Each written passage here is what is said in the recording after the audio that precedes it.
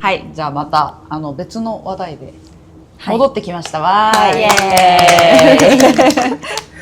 ちょっと話したかったのが、自分のルーツになったカルチャーっていうテーマでお話ししたいと思います。ちょっと濃い話になりそうですけど。しかも濃そうなんか他の子たちよりも濃そうな人たちが集まった。だからこのメンバーでなるほどね。今回はい、いい選出だと思います。なのでちょっと話したいなと思うんですけど、それぞれ、例えばファッションだったり今のライフスタイルだったりとか、なんかそういうののルーツになった内容があればちょっとお話ししたいなと思うんですけど、聞きたい。ちょっとどうですかね。私寺井さんの話先に聞きたい。寺井さん聞きたい。寺井さんはめっちゃ気になる。いやだってそうなったのっていつからとかも気になるしそうあんまりそういうのが話したことない。そうなったのっていうのは毎日違う服。いやそうだよね。同じ日を見たことがないから本当に組み合わせとか。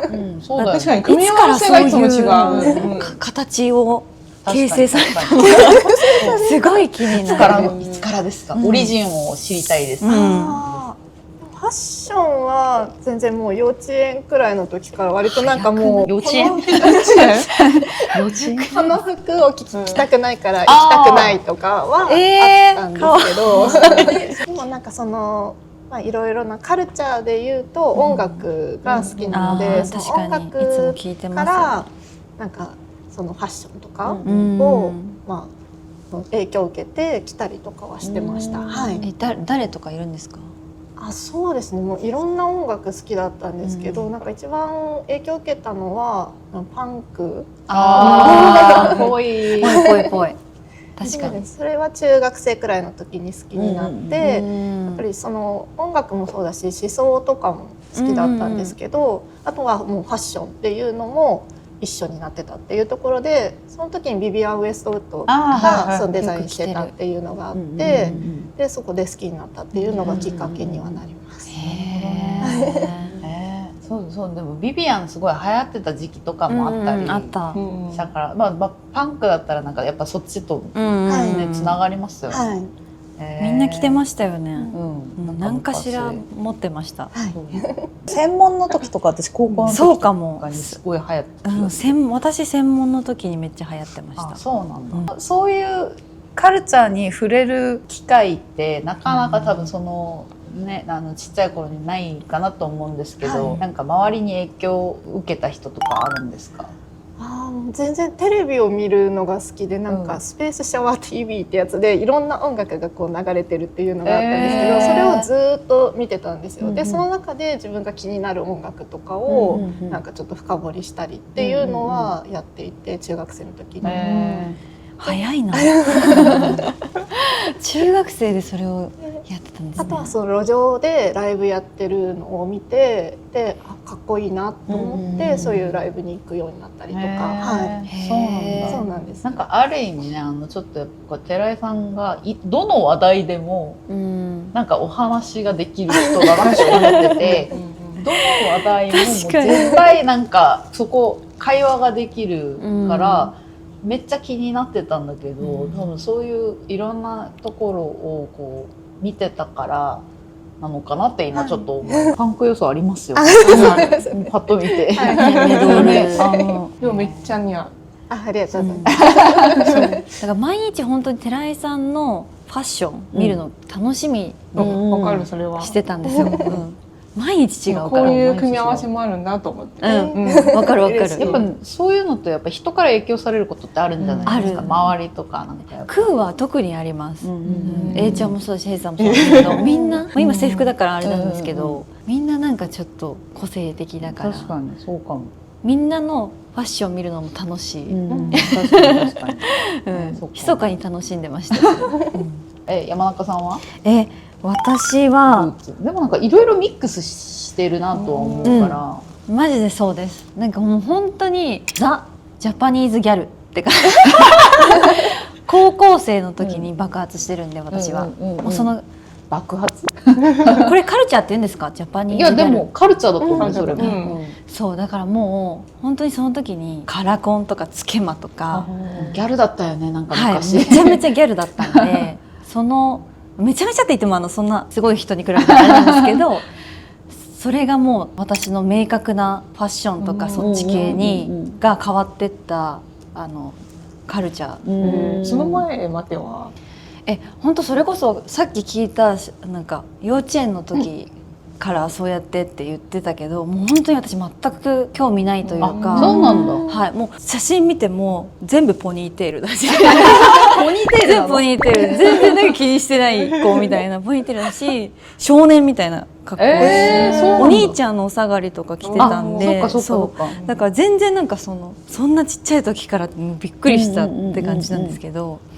だんだん小学生とかになっててみんながなんかこう可愛らしいフリフリの服着てたりとかしてするのを見てても全然なんともなかった。なんかブリブリじゃないみたいな感じでブリブリじゃないちょっと冷めてたというかっていう感じの子だったんで、もう明らかに変わってったのはもう高校生、目覚めてしまった。目覚めてしまいました。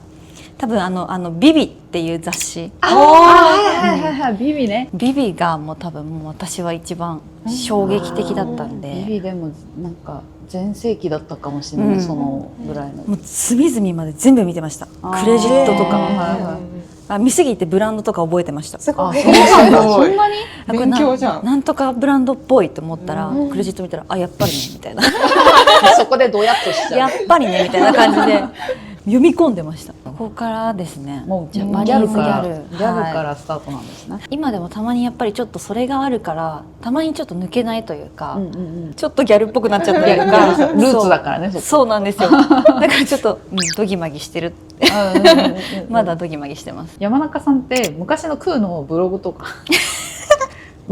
クーのアメブロが存在するんですけど、アメブロとか見ると山中さんのすごいギャルい写真とか結構出てくるんですよ。はい。つけますかここ。やめてください。私 PC に持ってる、ちなみになんか集めたことあって、そのブログの写真でなんかそれの時に山中さんのこと知らなかったからちょうど被んなかったよね、私たち。すれ違いでしたもんね。すれ違いで山中さんが辞めた後に私入って聞いてたから、出戻りなんですけど、出戻りででその時はなんか山中っていう名前だけよく聞いてて、山中がっていう話だけ聞いてて山中呼び受ける、その写真だけ見たから、なんかすごい怖そうみたいな。結構ねロングだったしグリグリ巻いてたし、もうねビャッビャッ本当にギャルって感じ見たいかもしれない。見たいです。ギャルだった。ヘイさんの PC にそう、私の PC にあるのでよかったらお見せします。はい。でもなんかそのイメージが強くて、初めて会った時にギャップにすごいなんかびっくりした、逆に。初めて会った時？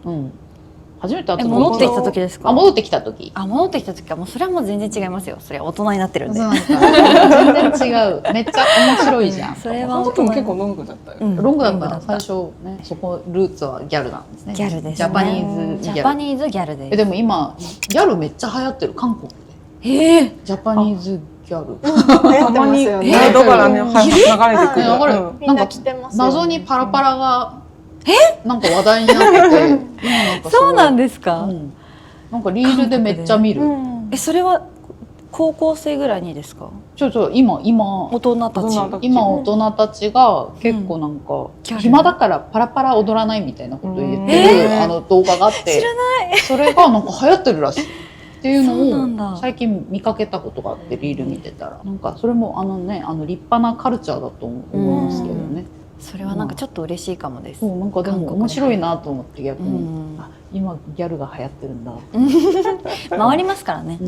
確かに。ちゃんはどうですか？私はもうこのテーマ出てきた時ちゃんと考えたんですけど、なんか全然考えたことなくて、やっぱり多分親からの影響があったのかなと思って。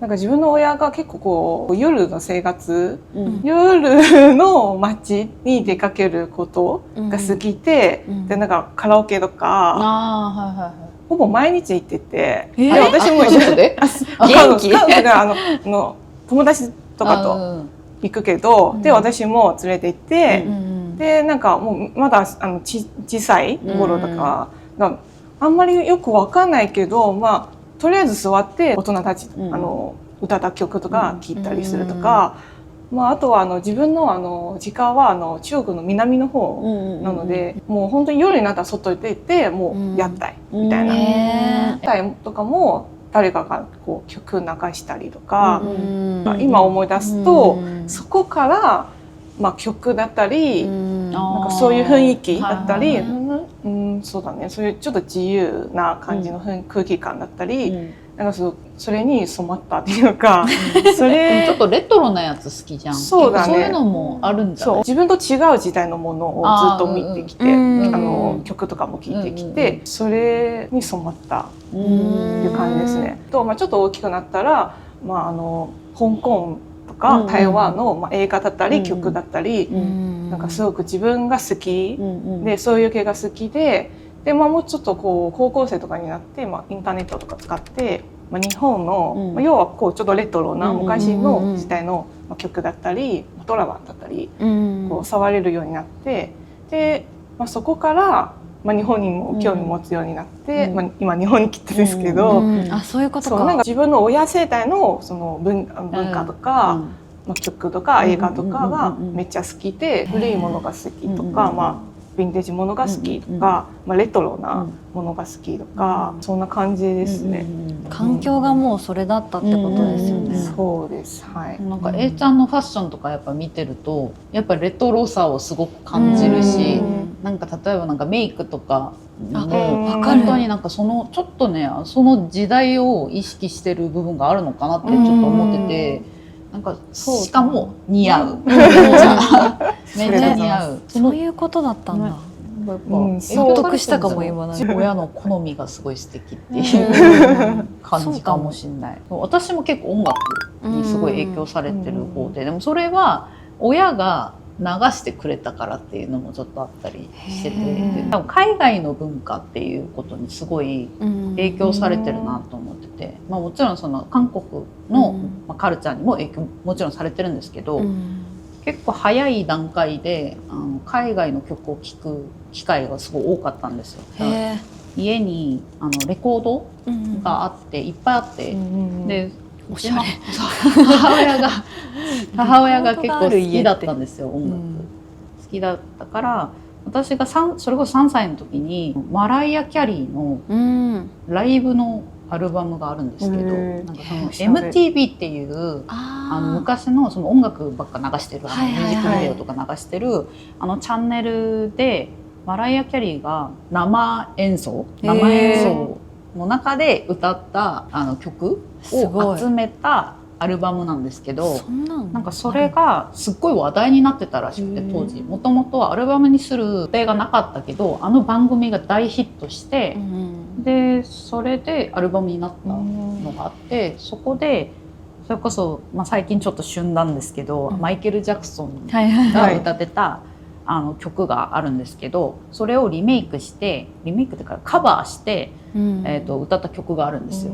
でその曲を流した時に私衝撃を受けて、そのマライア・キャリーが歌ってるやつでもそれにもう目覚めたんですよ、そのマライア・キャリーの曲っていうので。で私多分最初そういう海外のカルチャーを吸収したのがもうそれで、洋楽をめっちゃ聴いてたので、3歳ぐらいの時から。早くない？みんな早いんだよね。私も多分その頃からの。本当？でも本当に影響されるんだと思う。本当にちっちゃい頃のなんかこう触れ合ったことがすごい影響されてるなと思ってて、でポップカルチャーがすごい好きで、なんかそれで英語勉強したいってなってたのが小学校みたいな。で小2の時にもう英語勉強し始めてっていう感じだったんですけど、小2から。それって学校で勉強あったんですか？自分で独自で。普通に学習塾と偉いかで、なんかそれで自然と海外にいつか住みたいっていうのが芽生えたのが小学生の低学年ぐらいの。早っ。まだ元気よく走り回ってますよ。何にも考えずに。そういう音楽聴いたり、なんか母親もめっちゃ音楽好きだったから、うんなんかそういうのをいっぱい聞いたりとかしてて、アメリカのポップカルチャーにすごい影響を受けたんだけど、途中で私が偶然それこそ中国の、テレビチャンネルがケーブルテレビみたいなのがちょっとこう韓国に電波で受信できた時があったんですけど、すごいでそれで多分香港のチャンネルだと思うけど、V チャンネルっていうチャンネルがあって、でミュージックビデオがそれもなんか MTV みたいにすごい流れるチャンネルがあったんですけど、いいチャンネル。それで当時だとなんか日本の文化が韓国に入るの禁止だったんですよ。法律で認められないみたいな、でもう止めてた、文化の交流っていうのを止めてた時期で、だから全然日本の音楽に触れることがないのに、その中国のチャンネルから椎名林檎の曲を初めて聴いて、でそれでマジ衝撃と思って、それがもうビジュアルがすごいショックじゃないですか。もうビジュアルもなんかそのミュージックビデオも結構なんか過激だったりもするからびっくりして、それから結構影響を受けて、そこから日本に目覚めた。小学多分5年生5年生、5年生4年生5年生ぐらい。それでそこからネットでディグってそこからバーって広がって、いろいろ音楽とかファッション、音楽は基本こうアメリカのポップカルチャーから影響を受けて、ファッションは日本で受けて、っていうのでもうミックスされたのが私です。最強じゃん。なのでなんかやっぱ寺井さんみたいにやっぱいろいろこうディグったりとかするようになったんですよ。それで結構小さい頃からそういうカルチャーすのごいな本当。幼少期から。やっぱなんかあれかも、本当に幼少期から影響された人がそうなるのかもしれない。ね。幼少期からなんかやっとけばよかった。いやピアノもすぐ私やめたんで。そうなんだ。ピアノもやってたわ。そう音楽からすぐ離れたんで。寺井さんはなんか楽器とかしてました？楽器はベース。うわ、かわいい。私もギターをやってたよ。中学生の時、もう一回その音楽を挑戦したいと思って、ギターやったらもうダメだった。そう、なんか寺井さんなんかベースやってそうとか思いながら今聞いたんですよ。なんかはやってそうですよね。やってそう。しかもその中でもベースっていうのがいいですよね。やってそう。今でも弾けますか？いや今はもう多分弾けないです。やってないんで。でもそれはすごいわ。ベースいいよね。なんかやっぱさっきの話聞いててもなんか音楽一回かじったりしてないのかなとちょっとは思ってたんですけど、やっぱりやってた。やってたのか。そうなんだ。さすが。めっちゃかっこいいなベースって。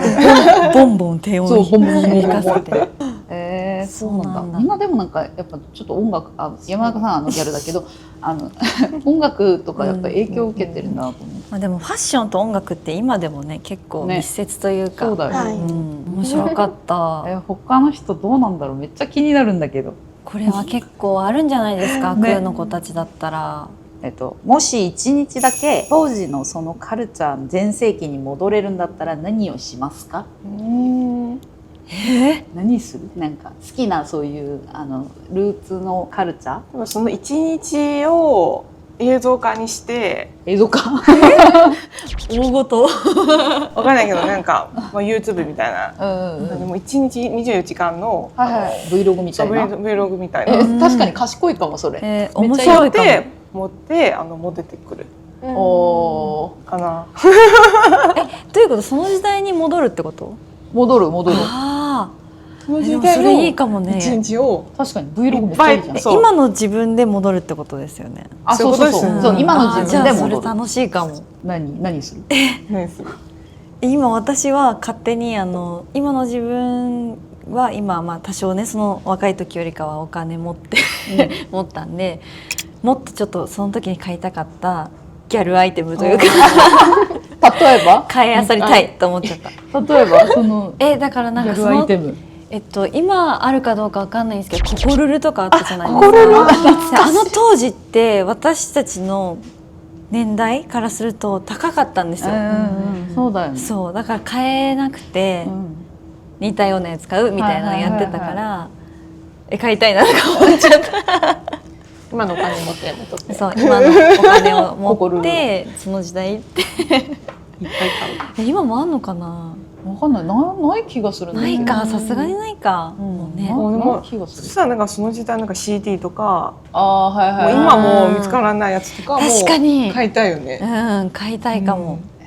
そうだ。寺井さんは何しますか？それこそ私もうなんか解散しちゃったバンドとかもういないバンドが好きなので、その時代のライブとかは行きたいな。でも私も同じこと思った。わかる。同じこと思う。同じこと思った。なんかもう亡くなっていない人のライブに行きたいなと思って、なるほどね。それこそマイケル・ジャクソンのライブはもう一度ぐらいは行きたかったなっていう感じ。ちょっと今ちょうどね、明日マイケル・ジャクソン映画見に行きます。2回ですよね。2回見る。2回見るはやばい。